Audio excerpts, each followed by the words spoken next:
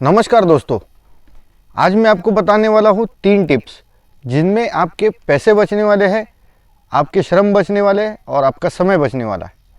आज हम बात करने वाले हैं कि बाम्बू का प्रोडक्शन कैसे कंट्रोल किया जाए इरिगेशन की व्यवस्था से, और हार्वेस्टिंग करते समय उसमें आपको कम से कम खर्चे में हार्वेस्टिंग मैच्योर्ड बाम्बू का कैसे करें।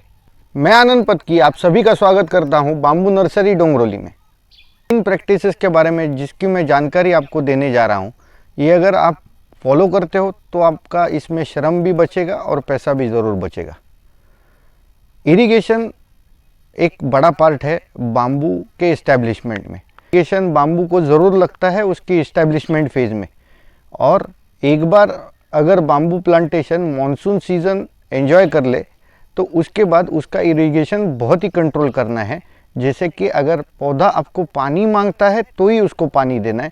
अब आप कहोगे कि पानी कैसे मांगता है पौधा, तो पौधा आपको उसके लीव्स क्रॉच करके बता देगा कि उसे पानी की सख्त ज़रूरत है। आपको इरिगेशन तभी देना है बाम्बू को जब बाम्बू बढ़ते बढ़ते अपनी छाया उसके रूट जोन पे डालने लगता है, तब साल बाद उसे पानी की आवश्यकता भी नहीं होती। पानी के नियंत्रण से आप उसके ज़्यादा बढ़ने वाले शूट्स के ऊपर भी नियंत्रण रख सकते हैं। बाम्बू की एक आदत है कि बाम्बू अपने नए शूट्स को खुद ही टर्मिनेट कर देता है जब उसे पता चलता है कि वो उनको सभी शूट्स को न्यूट्रिएंट्स काफ़ी मात्रा में नहीं दे पाएगा।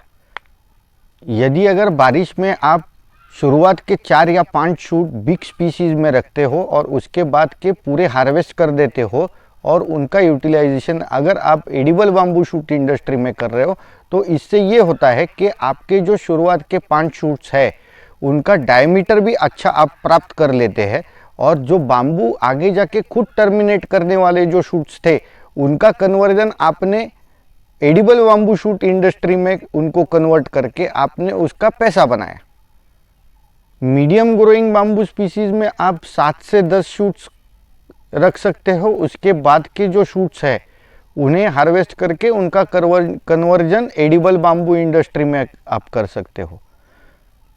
स्मॉल स्पीशीज में मैं सिर्फ मैलेकोना और ओलिवेरी का ही नाम लूँगा क्योंकि वो कमर्शियल प्लांटेशन के लिए ही सूटेबल है। अगर ओलिवेरी और मैलेकोना कर रहे हो तो आपको ये तय करना होगा कि आपको प्रीमैच्योर बाम्बू निकाल के उसे ज़्यादा क्वांटिटी में बेच के उसको मुनाफा कमाना है या मैच्योर्ड बाम्बू पोल करना है। यदि अगर आप मैच्योर्ड बाम्बू पोल करना चाहते हो तो उसे उसकी शूट की संख्या आप 10 तक ही सीमित रख सकते हो। मैलेकोना में ऐसा हालांकि नहीं है क्योंकि मैलेकोना ये एम्फीपोडियल बाम्बू है। इसे लॉन्ग नेक्ड बाम्बू भी कहा जाता है क्योंकि ये दूर दूर जाके शूट्स दे देता है। तो इसमें कंट्रोल, यदि अगर आप ज़्यादा भी रखते हो शूट्स का प्रोडक्शन, फिर भी हार्वेस्टिंग ईजी होना है। और मैलेकोना के जो यूजेस है वो वैसे तो ज़्यादा करके प्री मैच्योर यूजेस ही ज़्यादा है, जैसे कि स्लाइवर्स निकाल के बास्केट वीविंग के लिए यूज़ करना या फ्लैटेंड बना के उसके फ्लैटेंड बना के मैट इंडस्ट्री में यूज़ करना।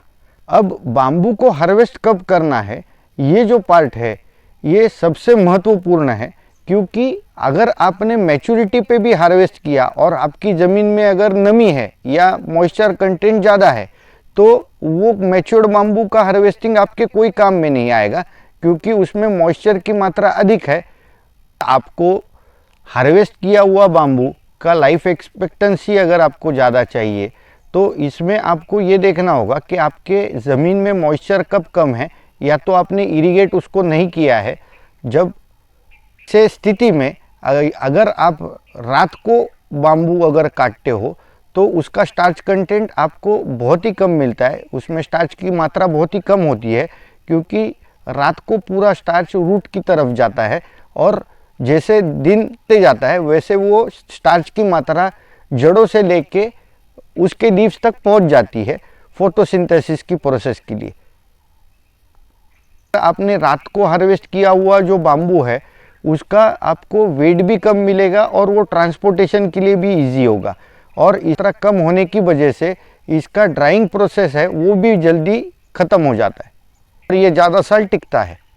ऐसे हार्वेस्ट किए हुए बाम्बू को आपको क्लम्प के बाहर नहीं निकालना है, उसको सिर्फ क्लम्प से डिटैच करना है रात के समय, और उसके नीचे आपको एक पत्थर या फर्शी रखनी है तो उसका कांटेक्ट ज़मीन से ख़त्म हो जाए।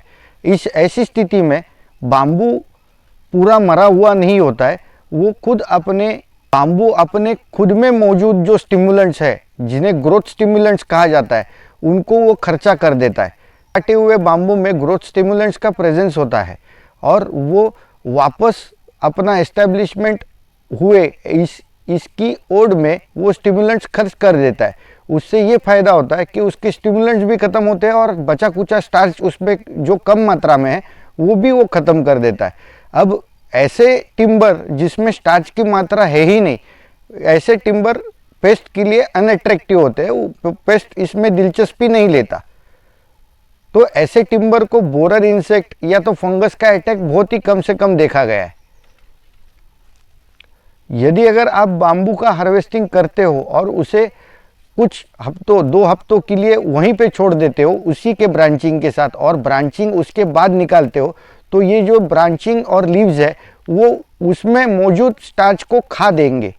2 हफ्ते के बाद जब आप उसको क्लम से बाहर निकाल रहे हो और उसके ब्रांचेस साफ कर रहे हो, तो ऐसे बाम्बू को ज़मीन के ऊपर ज़ोर से गिराना नहीं है। इससे क्रैक्स जनरेट होते हैं। वो माइनर क्रैक्स शुरुआत में नहीं दिखते, वो आगे जाके एक्सपांड हो जाते हैं और आपके टिम्बर में क्रैक्स जनरेट हो जाते हैं। जिस टिम्बर में क्रैक्स जनरेट हुए हैं उससे अच्छा फर्नीचर या अच्छे प्रोडक्ट्स बनना मुश्किल है, क्योंकि वो टिम्बर अच्छा है ही नहीं। उम्मीद करता हूँ कि आपको हमारा वीडियो अच्छा लगा होगा। धन्यवाद।